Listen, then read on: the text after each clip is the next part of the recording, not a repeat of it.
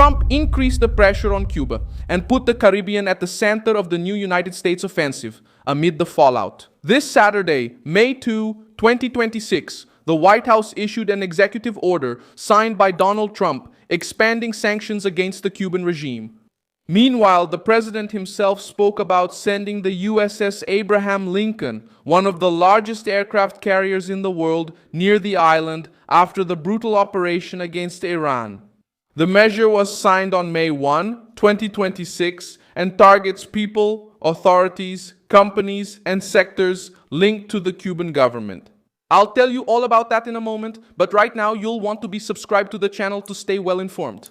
Real-time information with the highest journalistic standards and credibility. Milson Alves. The White House order states that the policies and actions of the Cuban regime continue to be an unusual and extraordinary threat to the national security and foreign policy of the United States. The document also points to repression, corruption, serious human rights abuses, and activity in strategic sectors such as energy, defense, mining, finance, and security. In practice, Trump paved the way for Secretary of State Marco Rubio and Treasury Secretary Scott Bessent to move against the structure that supports the Havana regime. The target is not just a single isolated official. The order allows for blocking assets, preventing transactions, and targeting those who operate or assist key sectors of the Cuban economy. And here is the most sensitive point. The measure also authorizes secondary sanctions against foreigners who conduct transactions with the targets defined by Washington.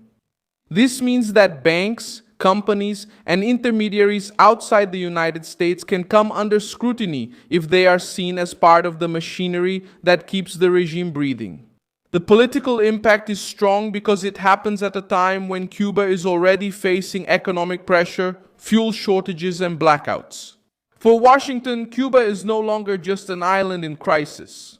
It has come to be seen as part of a regional network that challenges American interests less than 100 miles from United States territory. The harshest statement came when Trump mentioned Cuba at an event in Florida. According to the Anadolu Agency, the president said that the United States could take Cuba almost immediately. And he stated that on the way back from the operation against Iran, he could send a large aircraft carrier, maybe the USS Abraham Lincoln, to stop near the Cuban coast. The statement was impactful because it wasn't made in isolation. It appeared on the same day that the sanctions order was issued, meaning the financial message and the military message came together. Havana responded by trying to turn the pressure into a resistance narrative. Miguel Diaz-Canel's government called the sanctions coercive measures and said they represent collective punishment against the Cuban people. But this reaction was already expected. Closed regimes usually present external pressure as an attack on the people, while maintaining control over the economy, security, media, and opposition. The difference now is that Trump is not just talking about diplomatic condemnation. He is talking about choking off the regime's sources of power. And that's where the Caribbean regains its historical significance. An American aircraft carrier near Cuba is not just a ship, it's a floating message. It's air power, naval presence, psychological pressure, and a political signal. Even without firing a shot, this kind of move changes the calculations of those on the other side. When Trump mentions the USS Abraham Lincoln, he's not just talking about military strength. He's saying that Cuba has entered Washington's list of strategic priorities. The Abraham Lincoln is a Nimitz-class aircraft carrier, nuclear-powered and capable of operating dozens of aircraft. Trump presented it as a symbol of American strength. The largest aircraft carrier in the world today is the USS Gerald R. Ford. But the Abraham Lincoln remains among the largest and most powerful ever built. What matters to Havana, however, is not which ship is bigger. What matters is the message. If Washington decides to move a naval force of this size to the Caribbean, the Cuban regime will have to deal with real pressure in its own backyard. This pressure is also part of a larger sequence. First, the United States tightened the screws on Venezuela. Then, it expanded. They expanded the offensive against oil networks, trafficking, and allied regimes in Latin America. Now, Cuba appears as the next focal point on the board.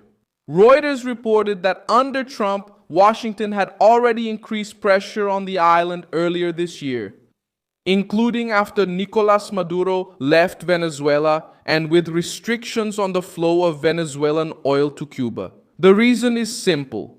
Cuba is not seen by Trump as a distant energy problem. For the White House, Havana serves as a political, ideological, and intelligence base for hostile forces in the region. The Cuban regime has survived for decades by using external support, internal control, and networks of influence. Now, the American strategy seems to be to cut these connections. It's not enough to just criticize Cuba in speeches. The new order targets banks, companies, authorities, intermediaries, and sectors that provide money, fuel, and protection to the system. The timing is also important because of Iran. Trump said he likes to finish one job before starting another. By linking Cuba to the return of an aircraft carrier returning from the operation against Iran, he placed Havana within the same logic of confrontation with regimes considered hostile. For the Latino audience in the United States, especially Cubans, Venezuelans, and other groups who fled socialist governments, the issue has strong political appeal. Trump knows this. And the Cuban regime knows this too. History shows that the Caribbean has always been treated by Washington as a vital security area. In October 1962, during the Cuban Missile Crisis, John Kennedy ordered a naval quarantine against the island after the United States identified Soviet missiles on Cuban territory. The White House avoided calling it a blockade because a blockade could mean a state of war, but the message was clear. A rival power could not turn Cuba into a platform for a direct threat to Americans. More than 6 decades later, Trump uses different language, a different context, and a different enemy. But the underlying logic reappears. Cuba will not be treated as neutral ground when Washington sees a strategic risk. In other nations in the region, the United States has also shown that when they decide to act, political pressure can turn into concrete action. In Panama, in 1989, Bush authorized the operation that removed Manuel Noriega, who was accused of ties to drug trafficking and of threatening American interests. In Grenada, in 1983, Ronald Reagan sent forces after an internal crisis, claiming to protect American citizens and contain hostile influence in the Caribbean. These are different contexts, but they leave a harsh lesson for small regimes that challenge Washington near its shores. When the White House mixes national security, drug trafficking, foreign presence, and repression, the issue stops being just diplomatic. In Cuba's case, the offensive begins by targeting finances and applying international pressure.